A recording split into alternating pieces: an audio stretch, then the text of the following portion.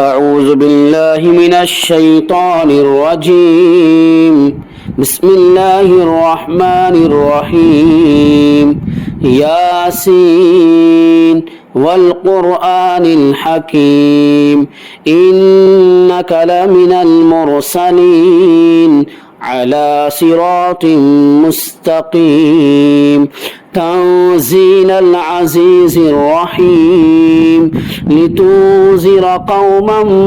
ما أنذر آباؤهم فهم غافلون لقد حق القول على أكثرهم فهم لا يؤمنون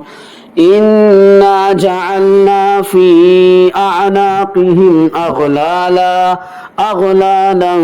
فهي إلى الأذقان فهم مقمحون وجعلنا من بين أيديهم سدا ومن خلفهم سدا فأغشيناهم فهم لا يبصرون وسواء عليهم أأنذرتهم أم لم تنذرهم لا يؤمنون إنما تنذر من اتبع الذكر وخشي الرحمن بالغيب فبشره بمغفرة وأجر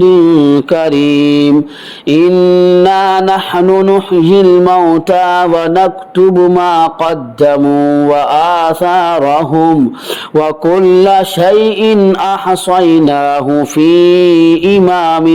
مبين واضرب لهم مثلا أصحاب القرية إذ جاءها المرسلون إذ أرسلنا إليهم اثنين فكذبوهما فعززنا بثالث فقالوا إنا إليكم مرسلون قالوا ما أنتم إلا بشر مثلنا وما أنزل الرحمن من شيء إن أنتم إلا تكذبون قالوا ربنا يعلم إنا إليكم لمرسلون وما علينا إلا البلاغ المبين قالوا إنا تطيرنا بكم لئن لم تنتهوا لنرجمنكم وليمسنكم منا عذاب أليم قالوا طائركم معكم أئن ذكرتم بل أنتم قوم مسرفون وجاء من أقصى المدينة رجل يسعى قال يا قوم اتبعوا المرسلين اتبعوا من لا يسألكم أجرا وهم مهتدون وما لي لا أعبد الذي فطرني وإليه ترجعون أأتخذ من دونه آلهة إن يردني الرحمن بضر لا تغني عني شفاعتهم شيئا ولا ينقذون إني إذا لفي ضلال مبين إني آمنت بربكم فاسمعون قيل ادخل الجنة قال يا ليت قومي يعلمون بما غفر لي ربي وجعلني من المكرمين وما أنزلنا على قومه من بعده من جود من السماء وما كنا منزلين إن كانت إلا صيحة واحدة فإذا هم خامدون يا حسرة على العباد ما يأتيهم من رسول إلا كانوا به يستهزئون ألم يروا كم أهلكنا قبلهم من القرون أنهم إليهم لا يرجعون وإن كل لما جميع لدينا محضرون وآية لهم الأرض الميتة أحييناها وأخرجنا منها حبا فمنه يأكلون وجعلنا فيها جنات من نخيل وأعناب وفجرنا فيها من العيون ليأكلوا من ثمره وما عملته أيديهم أفلا يشكرون سبحان الذي خلق الأزواج كلها مما تنبت الأرض ومن أنفسهم ومما لا يعلمون وآية لهم الليل نسلخ منه النهار فإذا هم مظلمون والشمس تجري لمستقر لها ذلك تقدير العزيز العليم والقمر قدرناه منازل حتى عاد كالعرجون القديم لا الشمس ينبغي لها أن تدرك القمر ولا الليل سابق النهار وكل في فلك يسبحون وآية لهم أنا حملنا ذريتهم في الفلك المشحون وخلقنا لهم من مثله ما يركبون وإن نشأ نغرقهم فلا صريخ لهم ولا هم ينقذون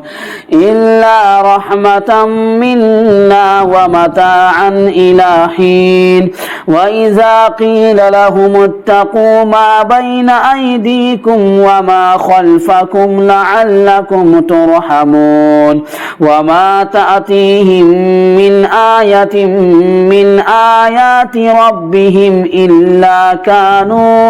إلا كانوا عنها معرضين وإذا قيل لهم أنفقوا مما رزقكم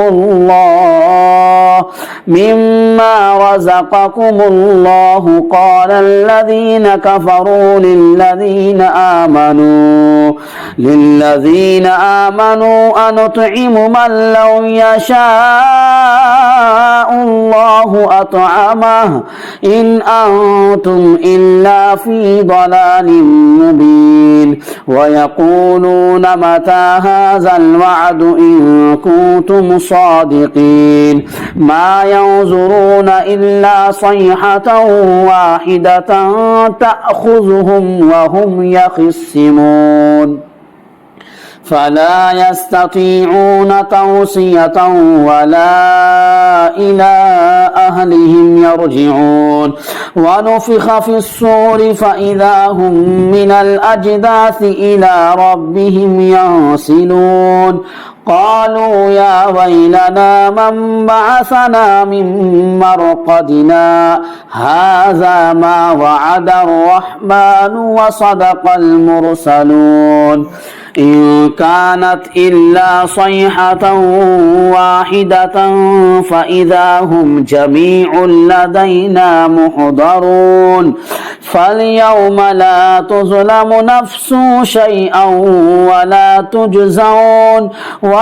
تجزون إلا ما كنتم تعملون إن أصحاب الجنة اليوم في شغل